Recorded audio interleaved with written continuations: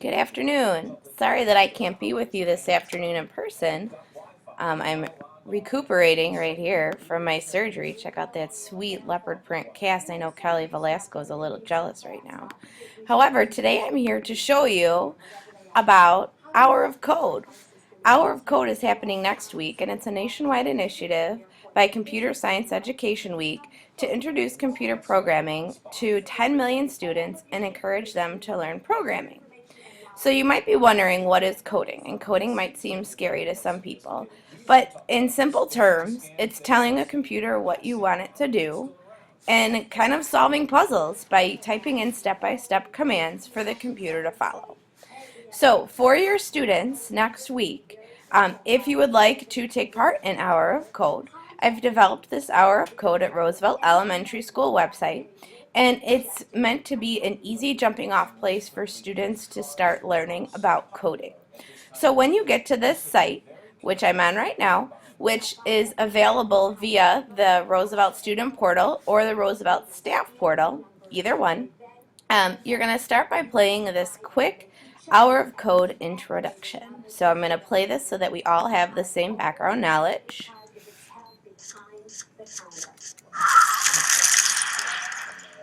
So, what grade are you in? Second. 10th grade? First grade. I was in 8th grade when I learned to program. I got my first computer when I was in 6th grade. What gets me excited is being able to fix people's problems. You can express yourself. You can build things from an idea. Computer science is the basis for a lot of the things that college students and professionals will do for the next 20 to 30 years. I like programming because I like helping people. I get the opportunity to build something that's going to make people's life easier. I think it's the closest thing we have to a superpower. Getting started is the most important part. I'm a beginner myself, and I want you to learn with me. Hi, my name is Lindsay. I majored in theater in college, but I also majored in computer science. And now I model, act, and write my own apps. Let's use code to join Anna and Elsa as they explore the magic and beauty of ice. You will create snowflakes and patterns as you ice skate and make a winter wonderland that you can then share with your friends. In the next hour, you're going to learn the basics of how to code. Traditional programming is usually in text, but we'll use Blockly, which uses visual blocks that you can drag and drop to write programs. This is how even university students learn the basics. Under the hood, you're still creating code. The concepts that you'll be learning are what computer programmers use every day and are the foundation to computer science. A program is a set of instructions that tells a computer what to do.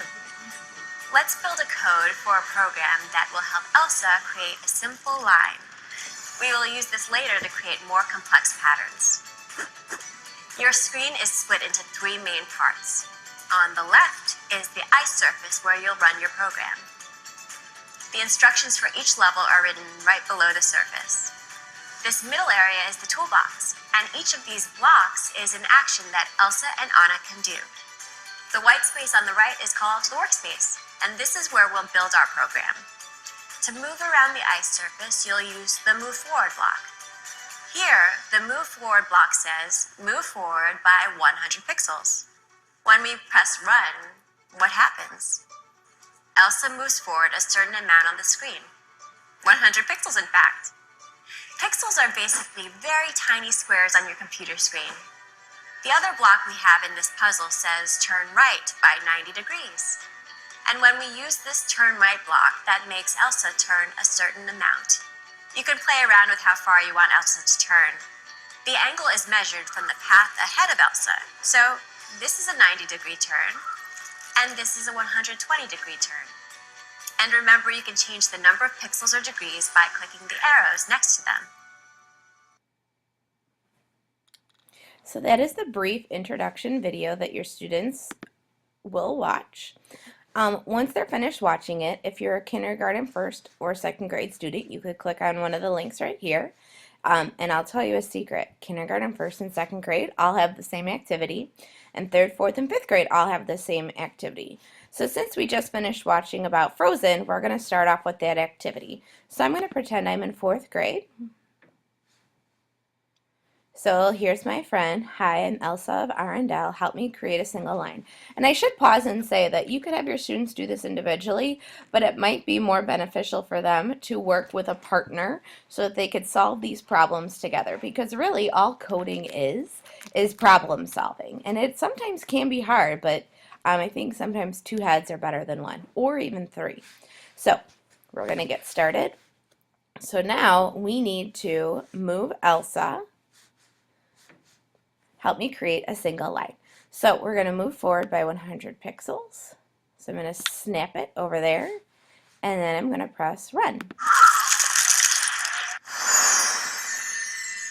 And there she goes. She just completed puzzle 1. I'd also encourage students to look at the code that they've written by clicking show code. And here's where it actually shows them the code that they've written. So we're going to continue. So it's going to take them through a series of puzzles. And you can see this is puzzle 2 of 20. And eventually they're going to create a beautiful snowflake. However, and hopefully Dr. Dwyer will give you a few minutes to try this on your own so that each of you can have your own coding experience. I'd like to show you the first grade activity, which is located at Tinker. So this is actually kindergarten, first and second grade. And there's all these different ones. The one I'm going to focus on, and feel free to choose your own if you would like, is this puppy adventure. And the great thing about it is, and the reason why I didn't click the link, is it remembers where you left off from your computer. So if you didn't have an hour altogether and you only had 20 minutes, your students could go restart at another time too. So here's Pixel the puppy. It says meet Pixel the puppy. Click anywhere to continue. Pixel has enjoyed a nice day out with his family, but it looks like they forgot to put him in the car and are about to leave. Can you program Pixel to bark and alert them? So now we're going to use the bark, move it together, press start.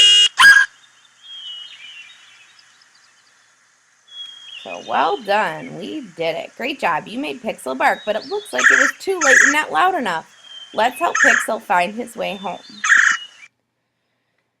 So this also, since there is some reading components to it, if you do have non-readers, this would be a great opportunity to collaborate with your book buddies or some parent volunteers. So program Pixel to run the shoe to pick up the set. So now we're going to drag the run block over to on start. And you'll notice that we have 2 places to run. However, I'm only going to drag one and see what happens. So I didn't quite make it to the shoe. It says, oops, try again. You need to connect the run blocks. Try using more than one run block. Okay, so now we're going to put 2 run blocks. Press start. And then our puppy Pixel has made it to the shoe. And notice, very similar to the Frozen coding activity, we have the levels up here so that they can keep going as they would like. So those are the 2 activities, one for primary, one for intermediate. If you don't like the ones that I picked out, no big deal.